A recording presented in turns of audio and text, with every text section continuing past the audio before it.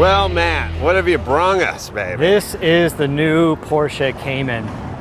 The other Cayman that we've seen before, like the Cayman R model, which is that lightweight, which we really like. But now that the Cayman is sold so well, like the Boxster, it's got its own body pieces, which I think are really the standout items for this car. The old Cayman and the Boxster had the door off of a 911. But now that it has sort of that Carrera GT look to it, right, with the side scoop, and it kind of goes into the door. Before it was just like a tacked on vent. It's in this crazy canary yellow, but it is so yellow. Kind of works on this car. It does, but I like this car because it's more aggressive than the Boxster. Boxster, right? Yeah. Ironically, Porsche has the original Boxer engine in it, but anyway, the configuration. Right, got it. Boxster, sure. It's more aggressive. Yeah. It's not as it looks a little smaller and a little more nimble than the 911, which is turned to a pretty substantial sized car. And it's upscaled a bit, price wise and whatnot. And the steering wheel is very 911-y and looks very nice, and it's looks good. Now, does it have a 6-speed standard? This actually does have a 6-speed. This is the Cayman S. So this has the 3.4 liter, which is basically the 911 engine, somewhat detuned a little bit. This puts out 325 horse. I think the torque is around 273. And this one has a manual. They offered the PDK, and I know the car's a little faster with that PDK transmission, but we just haven't driven a stick in a while, and I got to tool around for a day or two and practice my heel toe shifting, and it was fun to drive this stick, the stick version, because you're just not going to see it anymore, you know? Yeah, and now what's this car retail? What's it base?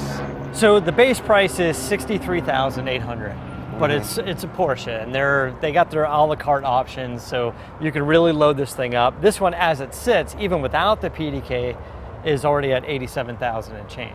Wow! And I've seen a Cayman go as high as $100,000.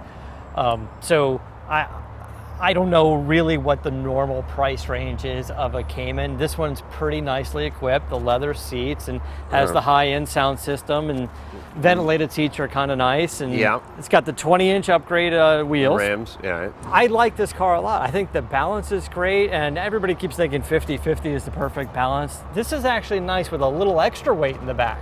Well, this is like 50, I think it's 53 and 47. Also, you know, it's rear wheel drive, so you do want some of that more weight over the rear wheels to hook up off the launch and that kind of stuff. So what are we talking about? You know, what are we going up against? An Audi RSR something? Well, I think... Or RS, or I don't even know what Audi's got anyway. Yeah, so Audi has an R8, their V8 version, you know, and then they have the 10 version. I guess that's more 911 territory. Yeah, no, I'm talking about the A4 or the RS4. Yeah, or well, something like I mean, that. when you get into a two-seater, two-door, it's tough to find a real competitor. Maybe a Lotus Evora. Oh yeah, woo, yeah. Those Something along the lines did not sell as well. Well, I mean, it's, you know, you get into them, they're still a little funky. They got a big sill plate, and they've got a Toyota motor with they 265 horsepower or something in it. I mean, I didn't know how that car was ever going to sell at its price point.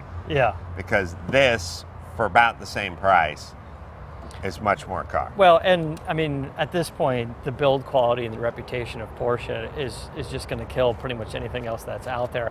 And I think it's a pretty car. I like the lines of the car more than I like the 911. The 911's getting a kind of a big round end to it. I do too. This is now looking much more aggressive and sportier than certainly its predecessor was, and got a nice deep trunk in there too. Not good for the golf clubs, but you could easily put Chris in there. Yeah, Chris He'd totally fit in there.